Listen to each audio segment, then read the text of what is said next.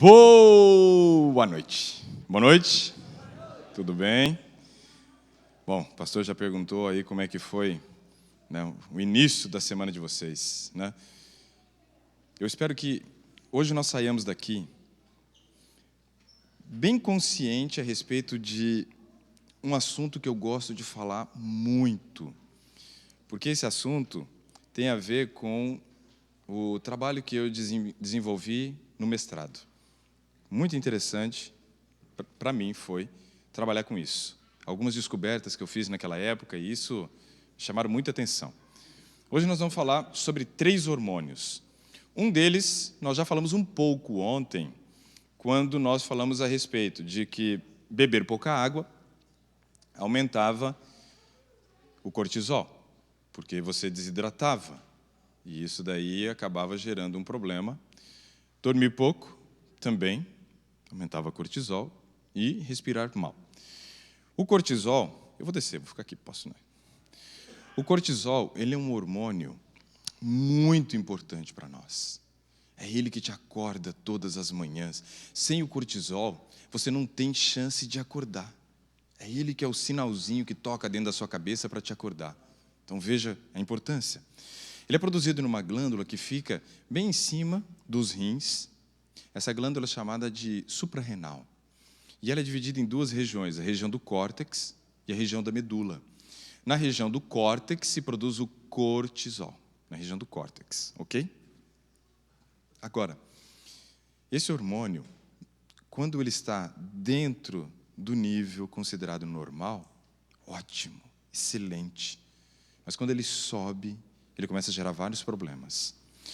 Alguns problemas do cortisol, porque a nossa semana é sobre gestão emocional, e todo mundo que está mal emocionalmente está com seu nível de cortisol elevado.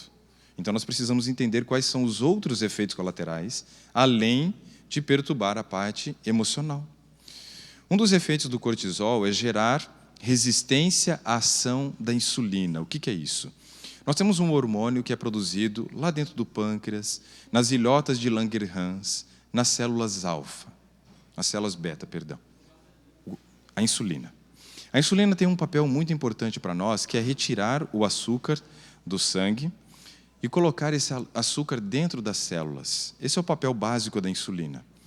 Só que quando você está mal emocionalmente, com seu nível de cortisol elevado, ele gera uma resistência à ação da insulina. Vou fazer uma pergunta aqui para o pastor. Qual a distância da tua casa aqui na igreja? Olha que pergunta interessante que ele falou. Em tempo ou em milhas? Em milhas.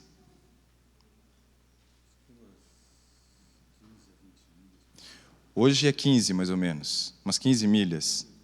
E amanhã? E depois de amanhã? E depois? E o tempo para percorrer isso? Vocês viram que coisa interessante? A distância é sempre a mesma, mas o tempo é variável. Isso é um aspecto muito interessante para a gente analisar, que é o seguinte. A distância, digamos assim, que a glicose tem para chegar na tua célula é sempre a mesma. Mas o tempo pode ser variável, digamos, se a gente considerar no mesmo exemplo, o trânsito.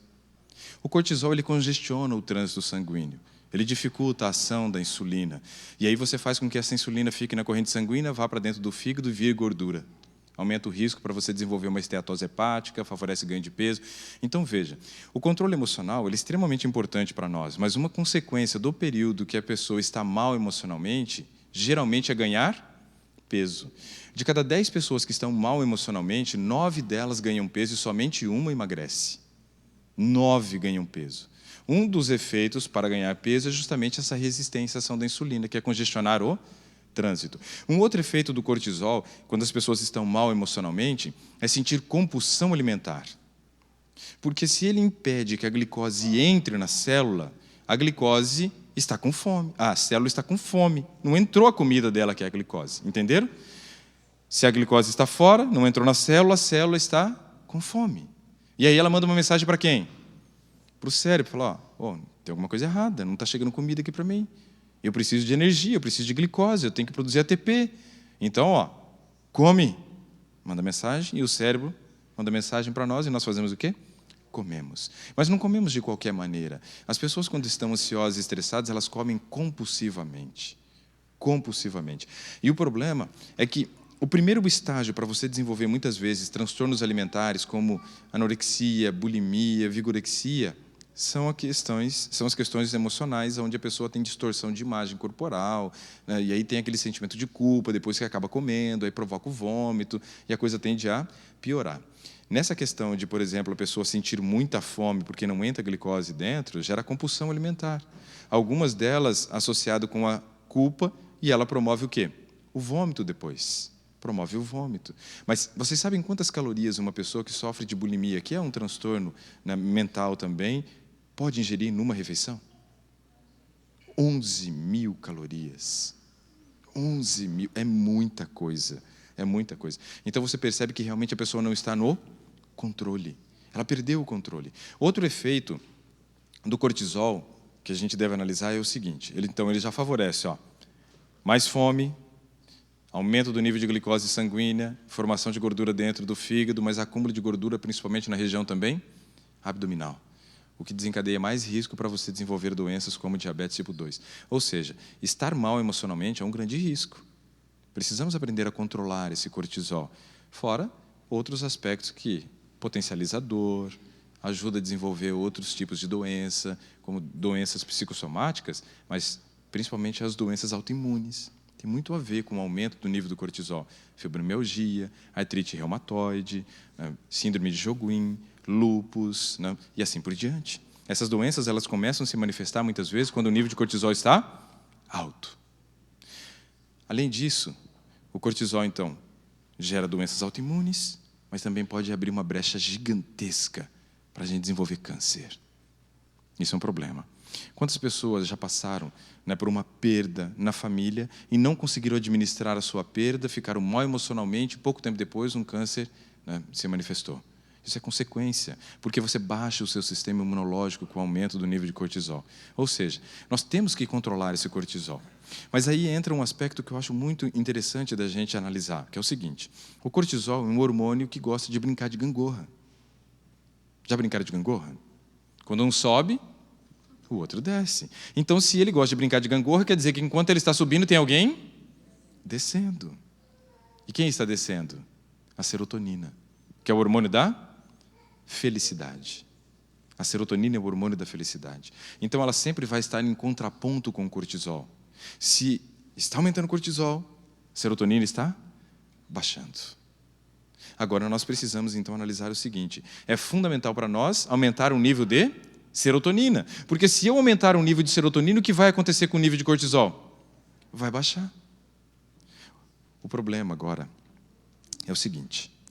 Quando nós olhamos para a serotonina, nós percebemos que 5% dela é produzida a nível cerebral. 5% da serotonina é produzida no cérebro. E 95% é produzida no intestino. Onde que é a fábrica da felicidade? É no intestino. A fábrica da felicidade é o intestino. É ali onde você vai produzir 95% da serotonina. Agora eu quero que você pense na seguinte questão. Analisa comigo essa hipótese aqui. A pessoa está mal emocionalmente, está depressiva, não está bem, procura um médico. Nada contra procurar um médico, acho que realmente precisa procurar um médico, mas muitas coisas contras a respeito da maneira como eles iniciam o processo de condução do caso. Quando você olha, por exemplo, uma pessoa que procurou um psiquiatra porque ela está depressiva, ela vai sair de lá com uma receita. Sim ou não? Sim. Dificilmente ele vai tentar investigar quais são as causas, quais são os gatilhos. E nós vimos, por exemplo, ontem que dormir mal é um gatilho, que beber pouca água é um gatilho, né? Que respirar mal é um gatilho. Nós ainda vamos falar que, por exemplo, não tomar sol, estar com nível de vitamina D baixo é outro gatilho, que uma alimentação inadequada é outro gatilho, que o intestino não funcionar é outro gatilho. Só que não investiga nada, só dá um remédio. E aí, geralmente, ele começa prescrevendo aqueles antidepressivos que são os mais baratos. Então, ele começa por uma classe específica de antidepressivos, chamado de antidepressivo tricíclico. Então, ele começa por essa classe. Só que o antidepressivo tricíclico, ele tem a seguinte ação no nosso corpo: estimular o corpo para produzir mais Serotonina. Agora, onde é produzido 95% da serotonina? No intestino. Se você não preparar o intestino para ele estar apto para produzir serotonina, o que esse remédio vai fazer por você? Nada. É água com açúcar. Água com açúcar. É como se fosse um tratamento placebo. Não vai trazer o resultado que você espera. Agora, toma 30 dias, volta lá para o médico, reconsulta. Aí ele pergunta, e aí, como é que você está se sentindo? Doutor, olha, estou na mesma, não melhorei nada, estou muito mal. Meus pensamentos ainda continuam tudo confuso, continuo muito agitado, estou com dificuldade para dormir, não consigo me relacionar com a família, estou impaciente, perco a estribeira muito fácil com a família, com os filhos e tal. Aí ele fala, ixi, então esse medicamento não funcionou, vamos trocar de medicação.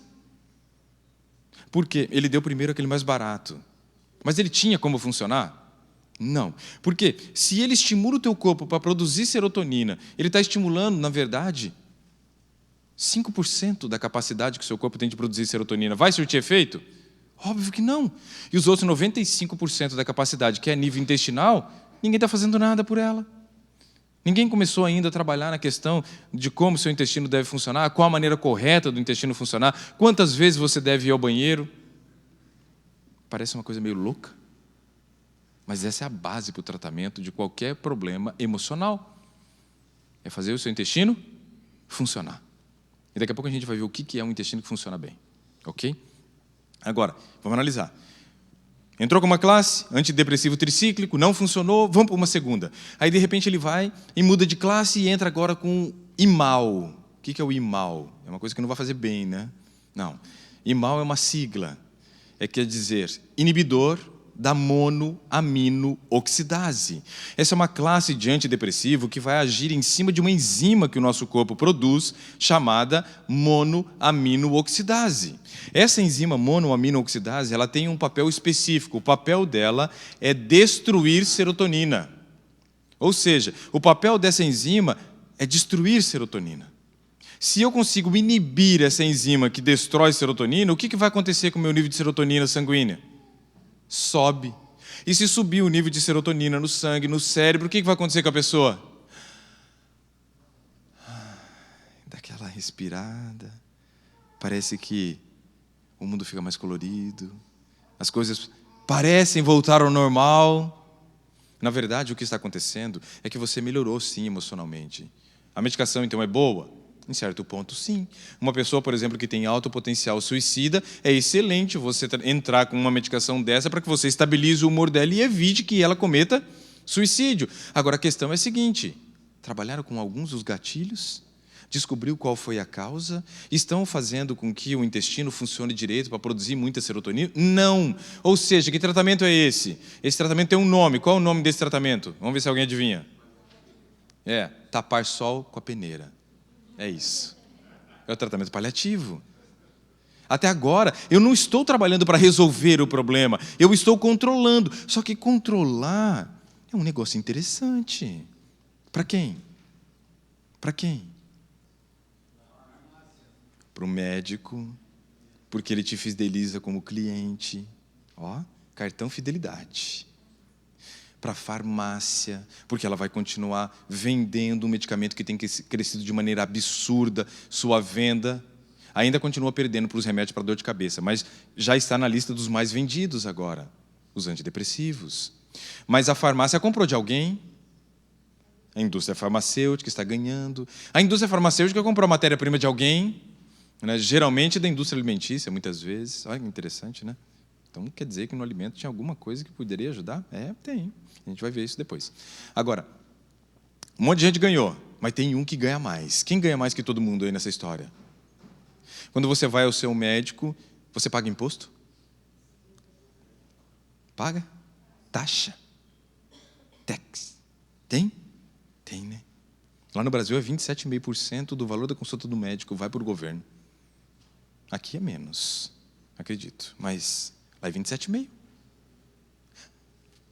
Quando você foi à farmácia depois e comprou a medicação, tinha imposto? Tinha. Quando a farmácia comprou da indústria farmacêutica, tinha imposto? Tinha. Quando a indústria farmacêutica comprou a matéria-prima da indústria de alimento ou de qualquer outro lugar, tinha imposto? Quem ganhou muito nessa história? Peraí, então se o governo ganhou tanto através das taxas, dos impostos que foram recolhidos, é do interesse do governo que os problemas sejam resolvidos? Não. Quem sai perdendo? Só nós. Todos os outros estão ganhando nessa história, mas nós estamos perdendo. Ou seja, entenda o seguinte, existe uma palavra que eu gostaria que você refletisse sobre ela, quando você sair daqui hoje. Autorresponsabilidade. Você sabe o que é autorresponsabilidade? É entender que tudo que acontece na tua vida tem um culpado. Eu mesmo. Você é o culpado pelo que acontece. Porque se você for ficar terceirizando sua saúde, vai dar certo? Vai ou não? A gente já viu que até agora ninguém está muito interessado em resolver teu problema. O governo está ganhando, o médico está ganhando, a farmácia está ganhando, a indústria está ganhando, quem vende a matéria-prima para a indústria está ganhando. Ou seja, todo mundo está ganhando. Mas você está perdendo. É claro que algumas coisas que acontecem não é culpa nossa diretamente, né? Mas de uma forma ou de outra, o maior culpado somos nós mesmos. Ou seja, quem tem que tomar atitudes para mudar a situação? Eu. Você tem que tomar uma atitude.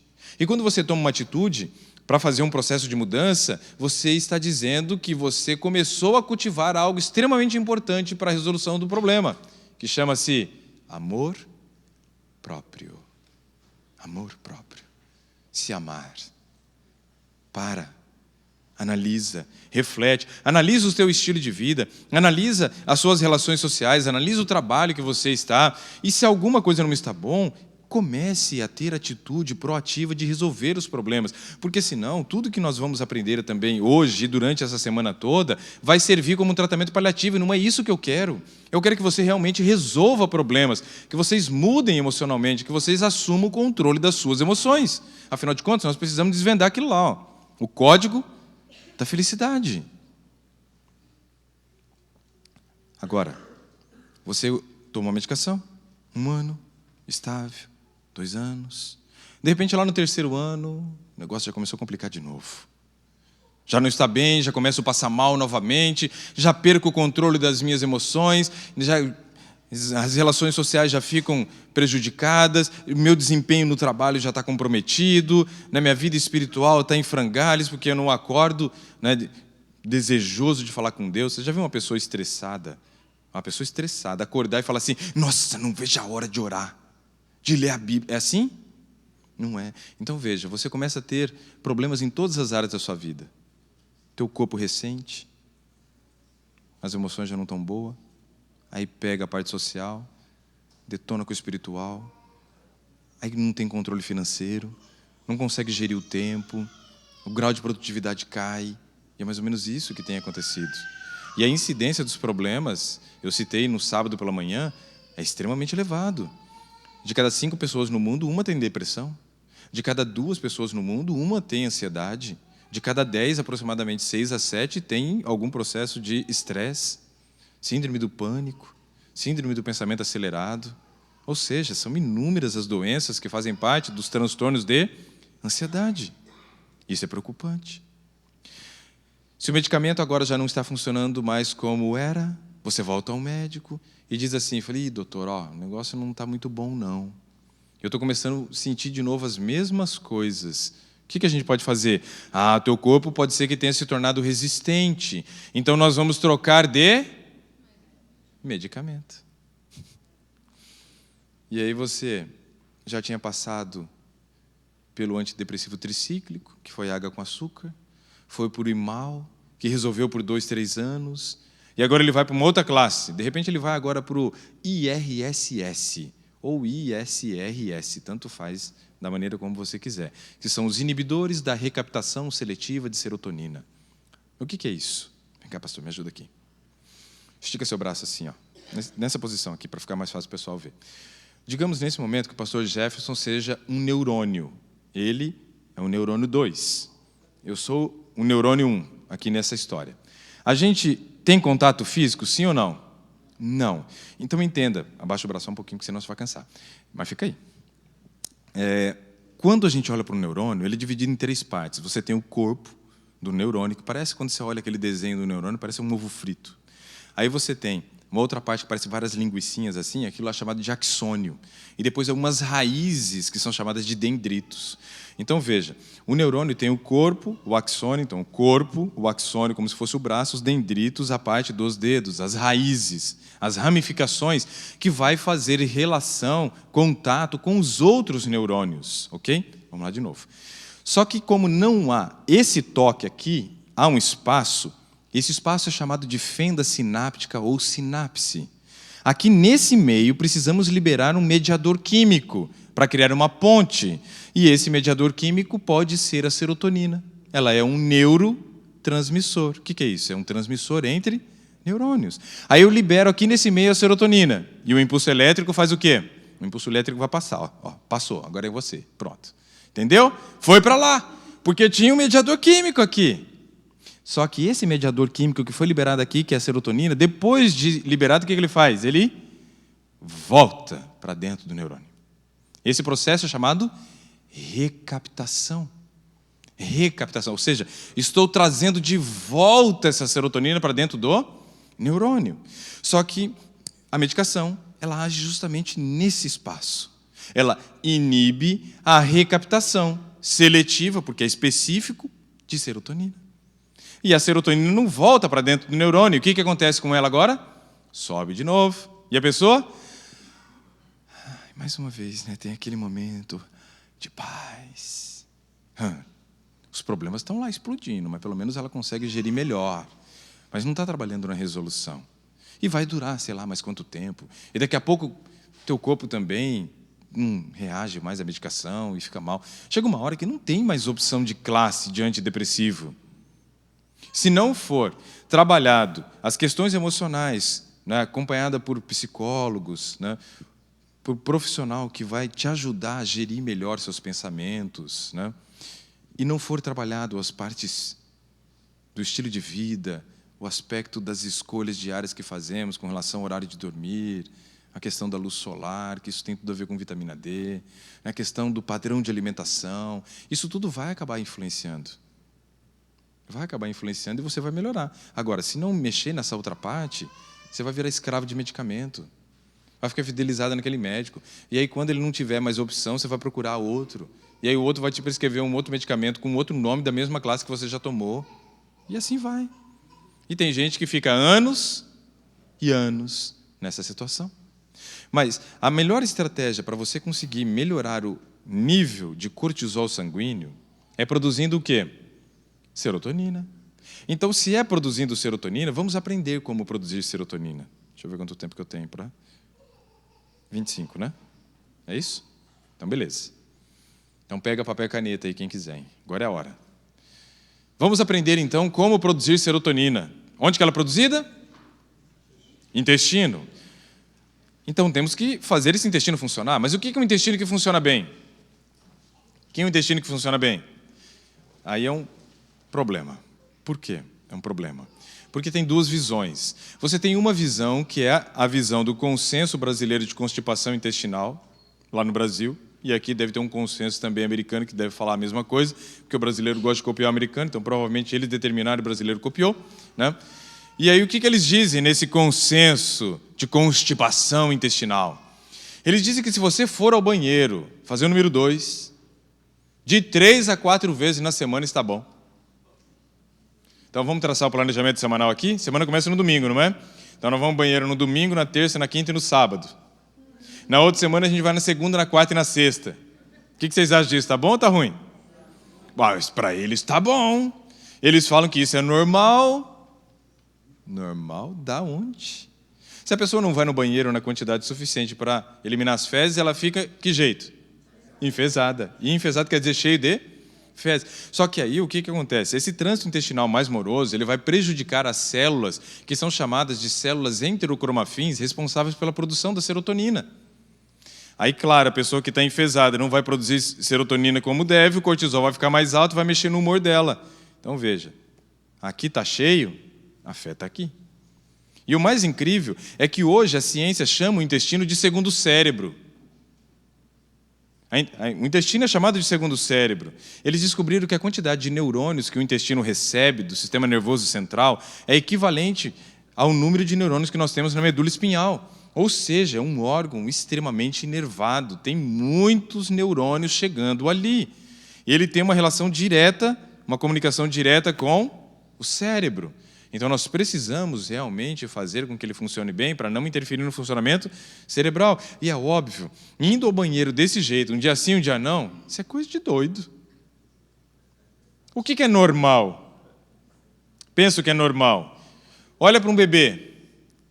Mamou, cuidado com o que vai falar, hein? Mamou, defecou. Eu sabia que ia sair essa palavra feia. Meu Deus do céu, o povo insiste em falar isso.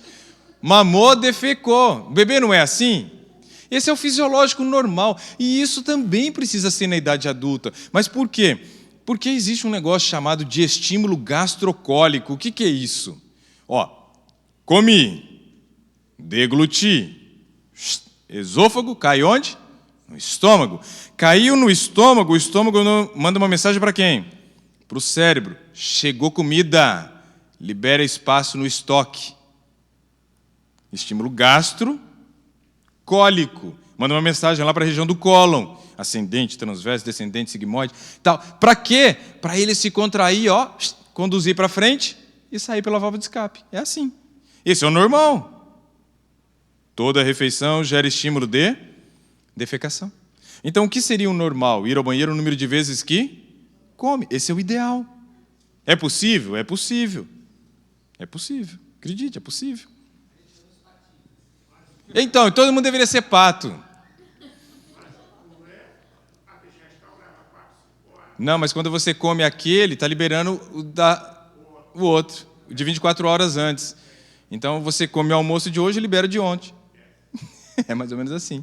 Né? Tem gente que está liberando de anteontem. Né? Tem gente que é assim. Tem um povo que guarda. Eu não sei que mania de ficar guardando cocô. Não deve ser uma coisa muito boa isso. Não, mas o pior é que, acredite nisso, tudo que é ruim pode piorar. Lembra que, vamos piorar a situação. Lembra que a ciência diz que se você for de 3 a 4 vezes está normal? Mas a fisiologia diz para nós, então, que deveria ser o número de vezes que comemos. Agora, o problema. Problema é quando é grave, tá? Quando não é problema mesmo. Mas, o problema. A ciência está mandando o povo comer a cada 3 horas. Então, vamos lá. 6 da manhã, 9 da manhã, meio-dia, 3 da tarde, 6 da tarde, 9 da noite. Quantas vezes o povo come no dia? 6 vezes. É bom comprar um bom pH. Macio, lencinho umedecido vai ajudar nessas horas. Mas a questão é que as pessoas estão comendo 6 vezes ao dia. Quantas vezes elas comem na semana? 6 vezes 7? 42 vezes. Só que a fisiologia diz que toda refeição gera estímulo de defecação, e aí eles dizem que ir 4 vezes está bom. O que vocês acham de devolver o dízimo das fezes? É o que o povo está fazendo, está devolvendo 10% e está retendo 90% para ele. Cara, guardar isso não deve ser uma coisa muito boa. Então, entenda. Devemos ir ao banheiro o número de vezes que comemos. E para que isso aconteça, também devemos diminuir o número de vezes que comemos, né? Quem fica comendo o dia inteiro igual lagarta, não dá. O ideal é que a gente faça no máximo 3 refeições ao dia. O nosso corpo só tem capacidade de digerir isso. Eu falei isso para vocês no ano passado. Agora, analisa comigo, então. Se o ideal é comer 3 vezes, é ir 3 vezes. E para que isso aconteça? 5 passos. Porque eu preciso limpar agora o intestino. Eu tenho que melhorar o trânsito intestinal, normalizar o trânsito intestinal, para não impedir que as células enterocromafins produzam uma serotonina. 5 passos. Primeiro deles, aumentar a ingestão de fibras. Eu tenho 2 tipos de fibra. Fibra solúvel e fibra insolúvel. Fibra solúvel é aquela que, quando você coloca o alimento de molho, ele hidrata, aumenta de tamanho. Me cita um alimento que aumenta de tamanho quando você coloca de molho. Chia, legal. Feijão. Só que, aveia? Aveia. Botar a mulherada de molho aí não pode, hein? Feijão é interessante. Vamos analisar o feijão? Se você deixa o feijão bastante tempo de molho, ele hidrata, mas o que acontece com a casca dele? Ela racha, não é? O grão de bico também não racha a casca, a soja racha. Se está rachando aquela casca, quer dizer que a casca é fibra insolúvel. É a fibra que não hidrata. A fibra que está dentro é a que hidrata. E a que está fora não hidrata. Frutas, por exemplo, são ricos em fibras insolúveis. Você pode colocar uma maçã de molho, ela vai continuar do mesmo tamanho. Vai mudar? Não. Uma folha de couve vai virar uma folha de taioba? Quem conhece taioba? Não vai.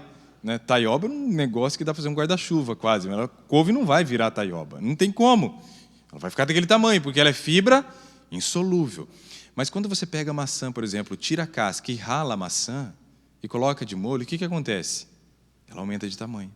Porque a parte de dentro, então, das frutas é fibra solúvel. A casca, insolúvel. A parte de dentro, então, dos cereais e das leguminosas é fibra solúvel. A parte de fora, insolúvel. E aí você vai encontrar mais fibra insolúvel nas hortaliças folhosas. Ok? Essas são as fontes de fibras e devem ser ingeridas em grande quantidade. Se come muito pouca fibra. Quando você for, por exemplo, ao supermercado, ano passado a gente foi umas 5 vezes, não foi? Não foi, não. 3, não. A gente foi 2 vezes no Walmart. Whole Foods. Não. Só isso? Então a gente foi mais vezes neles. Amanhã, então, nós vamos para o mercado. Aí nós começamos a ir ao supermercado. E qual era o meu papel ali? Mostrar para o Jefferson como é que fazia a leitura de rótulo. Aprendeu direitinho, né? Você lê rótulo bem. Não, mas você continua lendo, ué. Ele lê o rótulo hoje, e às vezes é engraçado que a gente está na casa dele, ele fala assim, você viu quanto que tem aí de carboidrato nesse? Quanto que tem de açúcar? Eu falei, não vi. Tem tanto. O cara tá bom, tá sabendo das coisas já. Leitura de rótulo é uma coisa muito importante, porque te livra de cada enrascada. Livra, não livra? Nossa, meu Deus, açúcar demais. Produto que você acha que deveria ser rico em fibra, porque está escrito assim, cereal. Você pensa, cereal é um negócio bom, é cheio de fibra. Aí você vai ver, não tem fibra. Cadê a fibra do cereal? Então, foi para algum outro lugar, mas não está ali. Não tem fibra em alguns. Uma vez eu estava escrevendo uma matéria sobre fibras, e aí eu fui falar de cereais matinais. E fui pesquisar para ver como é que era o teor de fibra, para dizer quais eram os bons e quais eram os ruins. E aí tem uma referida empresa muito famosa, que se iniciou aqui nos Estados Unidos, chamado Kellogg. Pois é. John Kellogg foi o responsável por fazer o primeiro cereal matinal. Sabe como é que era feito o primeiro cereal matinal? Ele pegava o trigo, batia o trigo com água, fazia tipo uma vitamina de trigo, aí jogava aquilo numa forma e colocava para assar. Depois de assado, ele quebrava, como se fosse uma bolachona grande, ele quebrava em vários pedaços e servia em cima das frutas, né, para os hóspedes do sanatório de Bar Elquirk, que, na verdade, era um spa. Ali foi o primeiro cereal que surgiu, riquíssimo em fibra, rico em fibra. Porém, o irmão dele, quando ele viajou, viu que se colocasse açúcar, o povo comia mais. E ele era o cara que cuidava da parte financeira da empresa, então ele tacou açúcar. Depois mexeram na estrutura do grão, começaram a fazer com alimento com grão refinado. E aí você olha boa parte dos cereais matinais, não só da Kellogg, mas de outras empresas também, não existe mais fibra. Não existe mais fibra. Tem uns que são 0 grama, outros 0,8 grama de fibra. Isso é uma vergonha. Mas ainda tem um produto bom dessa empresa, que é o produto original, mas de uma forma diferente, agora extrusada, que é o All-Brain. Esse é bom. Riquíssimo em fibra. Ou seja, se eu aprender a ler rótulo, eu vou ter condições de selecionar alimentos melhores para levar para minha casa. Vão ser gostosos e vão me ajudar a melhorar a questão do trânsito intestinal. Ricos em fibra. Isso é um aspecto importante. Agora, se tem um tipo de fibra que hidrata, qual é o segundo passo? Primeiro, aumentar a fibra. O segundo é beber água. A água é fundamental, porque sem água essas fibras não vão hidratar. E se você aumentar a ingestão de fibra, mas não aumentar contento a ingestão de água, em vez de funcionar, vai entupir, vai piorar. Né? A coisa vai piorar. Porque aí eu não vou ter a água para promover o processo da hidratação. E por que a hidratação é importante? Porque quando hidrata, gera volume. Gera volume. E o volume ele é importante porque ele empurra a parede do intestino, que é músculo, e aí ela se contrai. Ou seja, toda ação gera uma reação. Então, a ação do bolo fecal, ao aumentar de volume e empurrar a parede do intestino, promove uma contração da musculatura, que é formada por dois tipos de músculo, a musculatura longitudinal e a transversal. A longitudinal ela vai em linha reta e ela faz mais ou menos esse movimento, ela pressiona e abre para o intestino funcionar. A transversal ela promove torção, torce literalmente o intestino para conduzir o bolo fecal adiante. Só que, se não gerar o estímulo, ela não vai contrair. Então, água é fundamental. Citei ontem, vou citar de novo, porque tem pessoas aqui que estão presentes hoje que não estavam ontem. Mulheres vão multiplicar o seu peso por 35 e vão descobrir quanto que ela deve beber de água por dia. Homens vão multiplicar o seu peso por 30 e vão descobrir quanto de água que eles precisam beber por dia. Essa água deve ser distribuída ao longo do dia, ok? Cuidado para você, por exemplo, não fazer a conta e descobrir que você precisa beber 2,5 litros de água. E aí você bebe 3 vezes no dia, 1 litro, 1,5 litros. Poxa, você acha que isso hidratou? Óbvio que não. Você tem aproximadamente 6 litros de água em todo o seu sangue. Aproximadamente 6 litros de sangue, quer dizer. E quase tudo isso é água. Se você tem 6 litros de sangue e bebe 1 litro de água, a água não precisa passar por digestão, a água só precisa passar por absorção. Se você beber 1 litro de água, o seu volume de sangue, que era de 6 litros, vai para 7 litros. Aí você entra num quadro chamado hipervolemia, que é um aumento do volume sanguíneo, e isso é prejudicial. Aí você vai estimular o processo de retirada dessa água.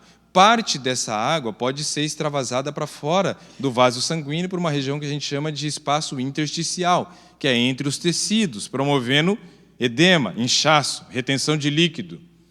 Mas boa parte vai passar pelos rins, lá nos rins vão ser filtrados, vai sair junto com o sódio, e aí você vai carregar essa água fora. Só que se eu estou aumentando a taxa de filtração glomerular, que é o trabalho que o rim realiza nessa região chamada glomérulos, você está eliminando sódio e está levando água.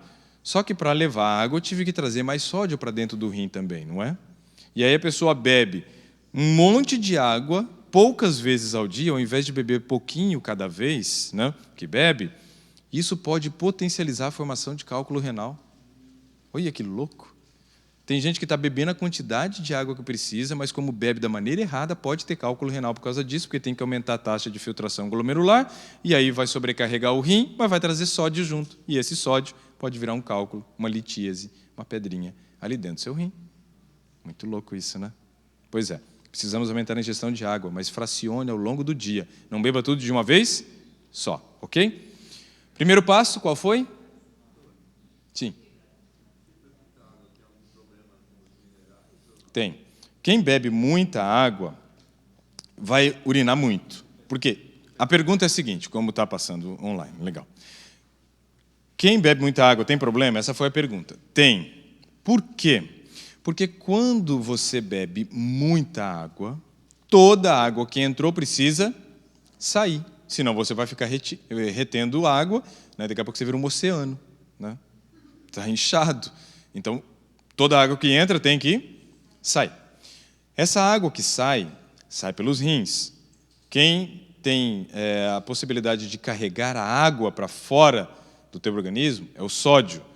Ela tem uma condição que a gente carrega a água, porém, estou perdendo minerais. Estou jogando mais mineral para poder levar água. Não só o sódio, outros saem também. Essa perda de minerais exagerada no rim, para poder aumentar o volume urinário, pode gerar uma condição que a gente chama de hiponatremia. Hiponatremia é perda de minerais do sangue. Aí você começa a perder minerais no sangue. O sódio, ele é importante no sangue, porque é ele quem mantém o que a gente chama de osmolaridade sanguínea. Ou seja, para reter a água dentro do sangue, eu preciso de sódio. Mas se está diminuindo a quantidade de sódio que está presente no sangue, porque está saindo pela urina, o volume de sangue começa agora a ficar menor. Ele começa a ficar viscoso o sangue. Porque eu estou retendo menos água. Tem menos sódio, vou reter menos água. O sangue fica mais viscoso. Se o sangue fica mais viscoso, quem vai ter que trabalhar mais agora? O coração. O coração vai ter que trabalhar mais para poder bombear esse sangue que é mais viscoso. Então, eu estou aumentando débito cardíaco, ou seja, sobrecarga de trabalho do coração. Se eu faço isso constantemente por vários anos, esse coração trabalhando a mais, ele vai aumentar a massa cardíaca, vai ficar forte, musculoso. Isso não é bom, porque não aumenta somente para fora a massa cardíaca, aumenta também para dentro das câmaras, chamadas átrios e ventrículos. Se você começa a aumentar a massa do coração para o lado interno de átrios e ventrículos, essas regiões vão ficando menores. E se elas ficarem menores, cada vez que eu vou fazer a contração, eu tenho um volume menor de sangue saindo cada vez com mais pressão. Aí eu estou gerando uma condição que é a hipertensão arterial sistêmica. Gerando isso, com sangue viscoso, aumenta o atrito nos vasos sanguíneos. Esse atrito promove lesões. Eu começo um processo de cicatrização, chamado FONCEL, célula esponjosa. E esse processo faz com que tenha a chegada do cálcio, porque o cálcio é importante para a coagulação, é importante também para você iniciar o processo da cicatrização. Só que trazendo o cálcio e passando gordurinha ali, eles podem se grudar. E aí você começa a formação das placas de ateroma. E aí lá na frente você vai ter um ateroma formado, o volume de sangue diminui, pode gerar uma isquemia, um AVC, um aneurisma. Então veja, é problemático. Beber muita água durante o dia e também beber muito volume cada vez que bebe. Então temos que beber, porém da maneira certa. Primeiro, então, foi fibra, segundo, foi água. Só que eu disse que o intestino era formado por músculo, não é? Se o intestino é formado por músculo, eu preciso fazer com que esse músculo tenha competência para conduzir esse bolo fecal adiante para produzir serotonina. Então eu preciso fazer musculação intestinal. Ué, como é que faz isso? Academia, fazer específica para intestino, não tem. O que acontece é que todo e qualquer exercício físico que você faça estimula a musculatura do intestino, ganhar tônus, ficar forte. Então é importante fazer exercício físico para não ter um intestino frouxo. Intestino que não tem força, que não tem competência para conduzir o bolo fecal adiante. Entenderam? Exercício físico, então, é básico para que a gente possa resolver isso. Básico para resolver o problema do intestino e melhorar os aspectos emocionais. Tem que fazer. Ah, não gosto. Problema seu. Vai ter que fazer, mesmo não gostando. Se gostar, é melhor, porque aí sofre menos. Então é melhor gostar e fazer do que fazer sem gostar. A questão é que tem que fazer. Quantas vezes na semana? A Organização Mundial da Saúde diz que quem está doente tem que fazer mais de 5 vezes para melhorar. Quem não está doente, 5 vezes para manter, tá bom. Ou seja, tem que fazer praticamente todos os dias da semana. Então precisamos de exercício físico, ok? Próximo passo é o seguinte. O cortisol é o hormônio do estresse, como eu disse para vocês. Uma das coisas que ele faz, que eu não citei anteriormente, porque ela cabia nesse momento, é o seguinte. Quando o cortisol se eleva, muito rápido, digamos que você leva um susto, ele age na musculatura lisa, que é justamente a musculatura do intestino. E se ele age nessa musculatura lisa, ele promove frouxidão da musculatura lisa. Ou seja, todo o benefício do exercício pode ser anulado pelo nível de cortisol. E aí tem uma forma que é extremamente eficaz para você controlar o cortisol, que é dormir. O sono das 21 horas e 30 minutos até as 2 horas da manhã, que é o primeiro tempo de sono, é quando você consegue controlar o nível de cortisol. E aí você impede que ele haja no intestino, minimizando os benefícios da atividade física que você vai fazer. Ou seja, nível de cortisol elevado, porque eu estou dormindo tarde, pode anular o benefício da atividade física a nível intestinal. Então eu preciso, sim, fazer a atividade física, é fundamental. E isso vai me ajudar a dormir melhor também. Aí eu já somo as duas coisas. O exercício melhora a competência, o tônus do músculo intestinal e gera cansaço. E aí eu vou dormir melhor. Então olha que coisa legal, uma coisa vai puxando a outra. E aí você dorme, isso é fundamental. Vou contar uma história rapidinho para vocês, aqui meu tempo está acabando e só falta um item depois desse, que é o seguinte. Eu descobri que o cortisol realmente agia na musculatura lisa, fazendo uma brincadeira, brincando com os meus amigos quando eu ainda era criança, adolescente, assim. Nós gostávamos muito de brincar de esconde-esconde. Como o cortisol age na musculatura lisa, vocês vão entender né, que realmente eu já estava estudando fisiologia desde adolescente, né? Nós brincávamos de esconde-esconde, só que a nossa brincadeira era um pouquinho diferente. A gente se escondia nos lugares mais difíceis de serem encontrados, porque o propósito nosso não era se salvar, era ser o último a ser encontrado, ou, de repente, conseguir se salvar, mas ser o último. Tinha que ficar por último. Quem conseguisse ficar por último ganhava aquela rodada. E aí ia lá, anotava o seu nome num caderno, né, e marcava o seu pontinho ali na frente. Quem ganhasse mais rodadas era o ganhador da nossa brincadeira. Então, era uma disputa, o nosso esconde-esconde. Era um pouco diferente, né? Tinha sempre a competição, né? Sangue nos olhos, né? O negócio, desde criança, era assim. E aí tinha uma árvore que ficava do outro lado da rua que eu morava, né? Na outra calçada, bem de frente para a minha casa.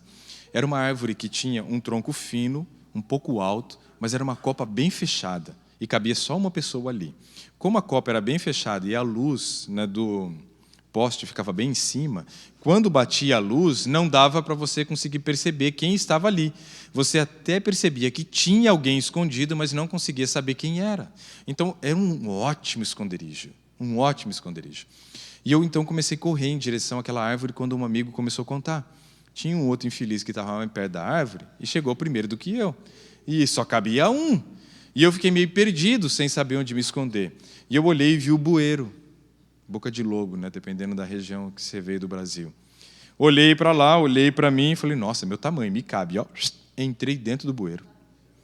Não estava preocupado com cheiro, com rato, com barato. Olha que coisa de louco, né? Que moleque é tudo doido, né?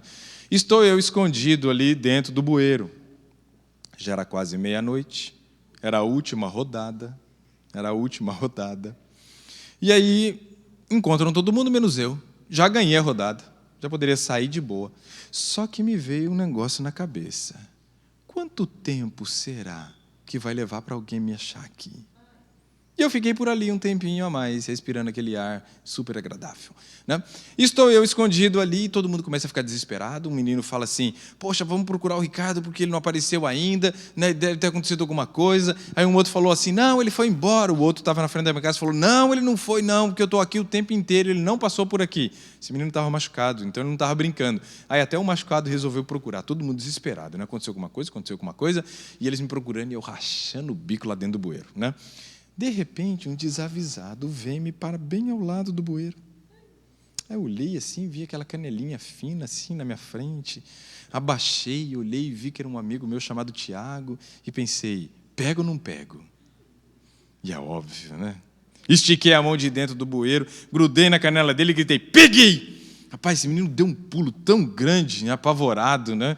E do jeito que ele caiu no chão, ele fez xixi na roupa. Por quê? Porque o cortisol aumentou. E quando o cortisol aumenta, o que ele gera? Perda do tônus da musculatura lisa. Como os nossos esfíncteres são musculatura lisa, ele perdeu o controle. E aí ele provavelmente, por ser a última rodada, está perto de meia-noite, já ele estava com vontade de ir no banheiro, não teve jeito, né? Desceu, ficou 2 semanas sem falar comigo. Eu até achei justificável, né? Eu ficaria talvez mais tempo, né? Então, veja, já desde adolescente estava estudando fisiologia, estava fazendo os testes ali laboratoriais, né? O cortisol precisa baixar. E a única forma que eu tenho de reduzir um pouco o cortisol para melhorar o trânsito intestinal é dormindo. Agora, o último passo para encerrar é o seguinte. Existe um negócio que me assustou um pouco quando eu estava fazendo mestrado e procurando os artigos para poder defender a minha tese de mestrado. Eu estava lendo os artigos sobre trânsito intestinal, funcionamento intestinal, tudo isso daí, porque eram coisas que eu ia precisar.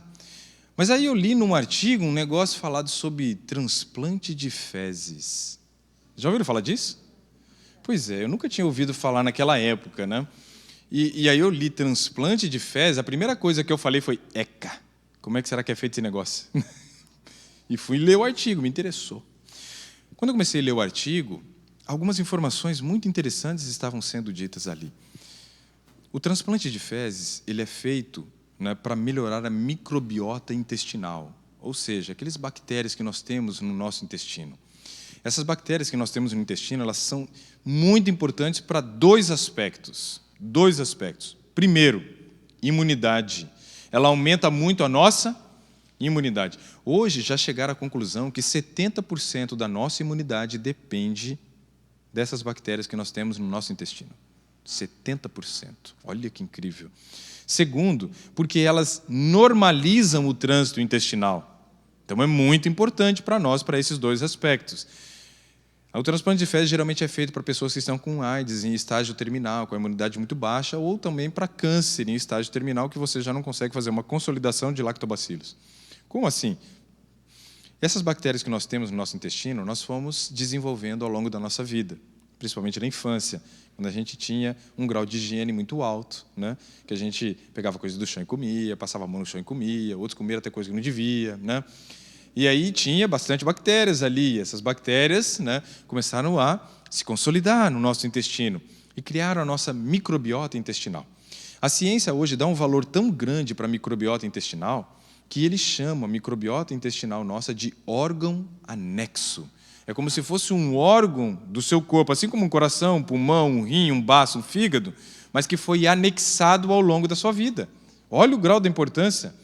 Para que nós realmente tenhamos uma boa microbiota intestinal e aí nós possamos resolver esse problema do trânsito intestinal, é importante fazer reposição de lactobacilos. Então, você vai, né, aqui nos supermercados vendem, nas farmácias vendem, aí você vai comprar probiótico. Probiótico. Né? Tem um lá na tua casa que eu vou trazer amanhã à noite para mostrar. Muito interessante, é o que eu comprei para mim quando eu estive aqui no ano passado, levei, né, para poder fazer o uso. Ele é bem interessante. Aí você vai comprar esse probiótico e vai tomá-lo à noite, antes de dormir. Se você for ler a bula ou o rótulo, eles vão dizer para você tomar de manhã. Só que como o trânsito intestinal ele é mais acelerado pela manhã, é melhor tomar à noite, que a chance dele se consolidar é melhor, ok? Eles querem vender mais, né? Eu não estou ganhando nada, então toma à noite, tá? Tome à noite. À noite é melhor, ok? Fazer a reposição de lactobacilos é o nosso quinto passo para poder fazer o intestino funcionar normalmente, ok? Bom, já sabemos várias coisas importantes. Primeiro, existe um hormônio chamado cortisol, que é o hormônio do estresse, que quando ele sobe faz baixar a serotonina. E a melhor forma para controlar o cortisol é produzir serotonina. Ela é produzida onde? No intestino. Para ser produzida no intestino, eu preciso ter um trânsito intestinal normal. Um trânsito intestinal normal é ir ao banheiro o número de vezes que eu como. Ou seja, número de refeições igual ao número de evacuações. Para isso, eu preciso de 5 passos. Qual foi o primeiro? Fibra. Segundo, água. Exercício. Sono e probiótico, né? Melhor do que fazer transplante de fezes, ok? Bom, se fizermos tudo isso, o intestino vai estar preparado para produzir o hormônio da felicidade. Mas amanhã eu vou dizer para vocês quais são os alimentos que você precisa incluir na tua alimentação, quais os horários que esses alimentos, né, devem ser ingeridos, né? E ainda vamos ver mais outras 2 coisas que estimulam o seu corpo a produzir mais serotonina. A limpeza é fundamental? Sim. Mas agora eu tenho que oferecer a matéria-prima e ainda tenho a mão de obra, que é aquilo que vai realmente fazer a roda girar. Esse vai ser o assunto que nós vamos trabalhar amanhã à noite, tá? Mas hoje nós já saímos daqui com bastante informação, muita informação. E essa informação já pode se tornar uma prática na nossa vida a partir de quando? Pois é. Então, está na hora de ir embora para dormir cedo, para começar a controlar o cortisol e amanhã, né, começar a funcionar igual pato, né, seu Flávio? Então, amanhã nós vamos começar a levar a vida de pato, ok? Vamos orar? Fique em pé, por gentileza, nós vamos fazer oração e encerrar nossa programação de hoje. Amanhã estamos de volta, na mesma bate-caverna, né, com o mesmo bate-lanche. Não, vai ser diferente, né? Amanhã o lanche é diferente. Mas vai ter lanchinho, das 7h30 às 8h tem o lanche, é a hora que é entregue, né, os papeizinhos para você poder concorrer aos brindezinhos. E depois nós vamos estar aqui para poder falar sobre esse assunto, continuar trabalhando sobre o código da felicidade, né? Vocês já descobriram qual é o código da felicidade? Hã? Serotonina. É isso aí. Banheiro. Depois que eu fiz essa palestra, eu estava na casa de um amigo, aí uma hora ele levantou, eu falei, onde você vai? Ele falou, ser feliz, né? E foi ao banheiro. Então vamos orar. Senhor que nos altos céus habita, obrigado pelas informações desta noite, obrigado porque temos a certeza que o Senhor trouxe cada um de nós que estamos aqui nesta noite. Porque precisávamos ouvir a respeito desse assunto. Precisávamos aprender um pouco mais de como assumir o controle das nossas emoções. E para isso, percebemos que vamos ter um trabalho, implementar novos hábitos, né, colocar práticas que talvez ainda não façam parte da nossa rotina diária, como fazendo parte do nosso dia a dia. Por isso pedimos que o Senhor também nos dê força, vinda dos altos céus, porque entendemos que nós somos muito difíceis, né, de ter força de vontade suficiente, disciplina, foco. Isso não é nosso, Senhor. Isso daí não faz parte da natureza humana. Nossa natureza tem a inclinação de fazer o que é errado. E para fazer o que é certo, pedimos o teu auxílio, para que realmente o Senhor nos conduza, o Senhor nos fortaleça, o Senhor nos dê, né, o querer e o efetuar. Que isso se torne uma realidade na nossa vida e que ao final da semana sejamos todos mais felizes, mentalmente estáveis e que todas as áreas da nossa vida possam refletir através dessa melhora que nós vamos ter na parte emocional. É o que pedimos e agradecemos em nome de Jesus. Amém.